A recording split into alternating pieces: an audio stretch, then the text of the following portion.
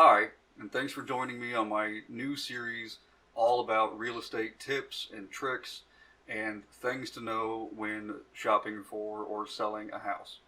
So this first video is going to cover my tips to first-time home buyers specifically, or people who are getting back into the market and maybe it's been just a while. My first tip is to take the time to find the right house and don't rush through this. Specifically, what I mean is make a timeline of when your lease is going to be up, when you want to be moved in by. Are there any important dates? You say you're moving to a new town for a job. Do you have to be moved in by a certain time? Then make sure that you know those deadlines ahead of time. A lot of people don't realize that closing can take 30 to 45 days. Sometimes it's a little less, sometimes it's a little more. So you need to be prepared that if you have to be moved in by the end of June, you don't want to start looking the week before that. It's not going to be that fast of a process when purchasing a home. My second tip, kind of a part B to my first one, have a plan B in place just in case. Sometimes things are going to get delayed or issues are going to come up that may push back your closing or your move-in schedule. Make sure that you're not caught off guard and have a plan in place with a place to stay, a place to store your things. And this is especially crucial if you're leaving a rental property and your move-out deadline or the date that your lease is up is close to the closing date on your house. You don't want to get stuck having to scramble and trying to find a place to stay, whether it's with friends or family or a hotel or some other option. You don't want to be scrambling to find this at the very last minute. My third tip is to think about where your dream home would be located. What type of amenities are there? What's nearby? Are there parks nearby? Are there specific schools that are nearby? What's the traffic like? And I always say it's a good idea that if you find a house that you like, go and visit it at different times of the day, different days of the week, and pretend like you're living there in that neighborhood and make sure that it feels right to you. You need to know these things because all of this is going to impact how you use and how you enjoy this property. My fourth tip, make sure you know how much you can afford. This is vitally important, especially in the market as it is right now. You definitely want to get pre-approved. Even before you start looking, get pre-approved. Find a lender, get a pre-approval letter. This is going to help you immensely. Sellers are going to be way more open to negotiating with somebody who's pre-approved. They're going to be more willing to work with somebody who's pre-approved. And it's going to let you know what you can actually afford.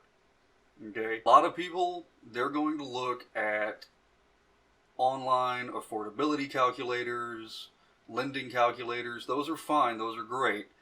But they're just a very, very rough estimate.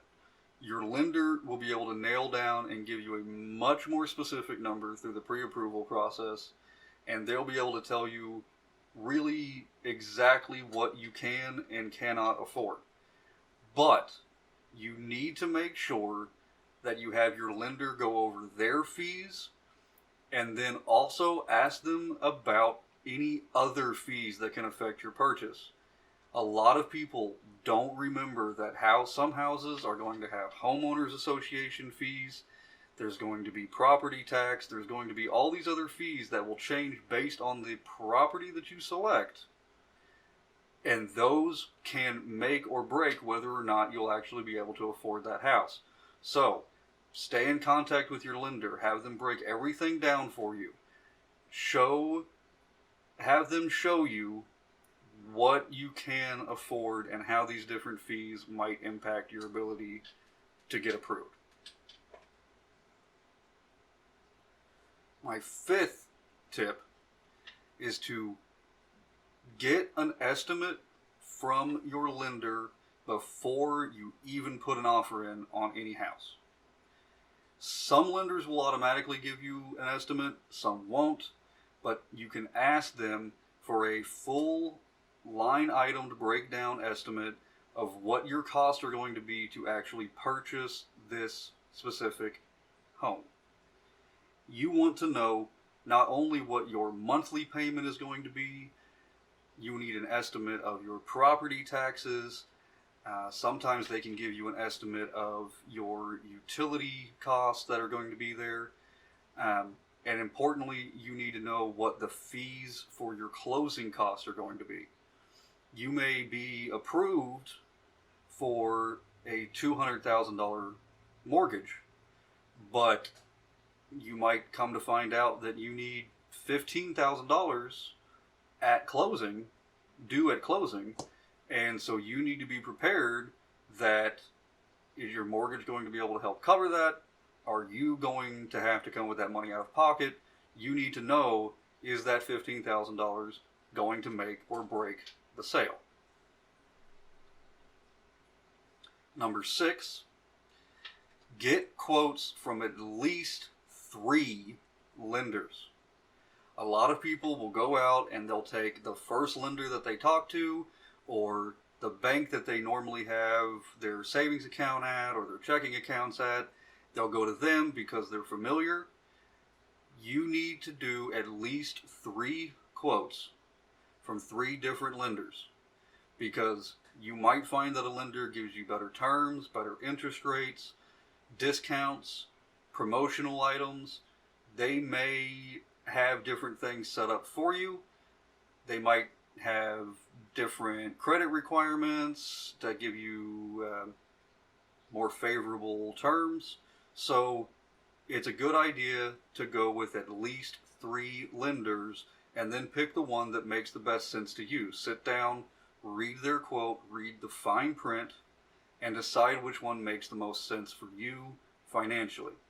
Now, a lot of people, they're usually very hesitant about this because they think that if they go out and they get 3 different quotes from 3 different lenders, it's going to negatively affect their credit score. But the FICO model is set up to know that if you're having multiple credit checks in a short period of time, they're only going to count it as 1 credit check.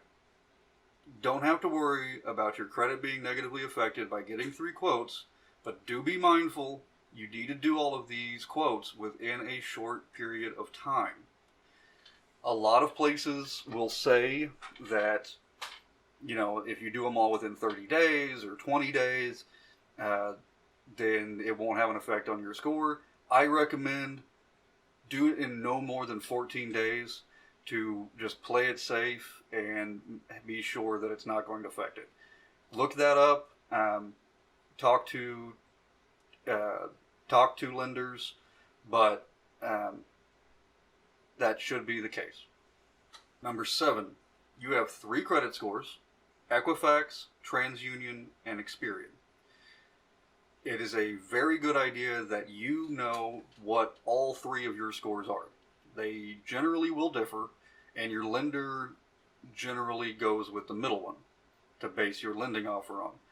It is a good idea that you know what all 3 are for yourself, and then you can talk to your lender for more information on how they're impacting your ability to get approved. Number 8, don't take out any large credit purchases. Don't take on any more debt. Really don't change anything about your financial situation during the purchase process. I have seen this happen many times, and it can just completely derail, back up, delay, or even worse, it can just make the entire transaction fall through, and it's just no good for anyone on either side. So what this means is, don't go buy a car right before you get approved. Don't buy a car during the time that you're pre-approved to when you close. Don't go out and finance furniture for your new house while you're waiting for closing to happen. Don't go and buy appliances for your new house while you're waiting for closing to happen. Think of it like this. You got pre-approved and you had a specific job, you had a specific income, you had a specific amount of debt, you had a specific amount of assets. All of these things are what you got approved on. Okay? So you want to keep those as steady as possible through the closing process. Even so much as potentially getting a promotion can sometimes throw things, a wrench in the gears, because your lender needs to re-verify your employment and your income. So really just keep everything the same from the time you're pre-approved, or the time that you apply, I should say, from the time that you apply for pre-approval all the way through to the time of closing. You need to be in the same or a better financial position through closing. Number 9, never, ever, ever waive the home inspection unless there is just some incredible circumstance. Do not waive the home inspection. It costs a tiny, tiny amount in comparison to the price of the home, and especially in comparison to what it could save you in the long run. A home inspection generally will cost, $200 to $600 depending on things, in that range. And when you're talking about hundreds of thousands of dollars on a house, or even $70,000 or $80,000 on a house, that is such a small amount. And you don't want to end up, say you bought a house right now in the middle of summer and it's hot out, you don't want to end up finding out that there's something wrong with the AC that breaks after closing. What are you going to do? Now you're out however much it costs to fix that AC unit. So you want to make sure that you get everything inspected by your own inspector. Always get your own inspection done as the buyer, even if the seller has an inspection report for you. These are also important because there could be things that are going to keep you from getting homeowners insurance. There could be things that are going to keep you from getting mortgage insurance. So you need to make sure that you get your own home inspection before you sign the closing agreement. And lastly, number 10, always get title insurance. Title insurance, again, like the home inspection, is going to save you a lot of trouble, a lot of effort, and a lot of money in the long run. Title insurance basically is there to protect you from anything that comes up with the title during the closing process, after the closing process. So if there's some issue or somebody else has a claim to ownership of that property or interest in that property, that title insurance is going to step in and protect you from it. Trust me, it is well worth the money. It is not that expensive. Again, compared to the price that you are spending on a house, it is not that expensive. Get title insurance. Now, I'll be making videos where I explain some of these things in more detail, such as what to look at on a home inspection report, go into further detail about what title insurance is, more detail about the lending process, different types of mortgages. All of these things will be in videos to come. So make sure you hit the subscribe button and also hit the little bell so you get notified when I got a new video out. And then, as always, if there's anything at all that I can help with when it comes to real estate, whether you're buying, selling, renting, investing, anything at all, any questions, get in contact with me. My phone number and all of my links are down below. You can also follow me on Facebook and Instagram. And thank you so much for watching. Have a great day.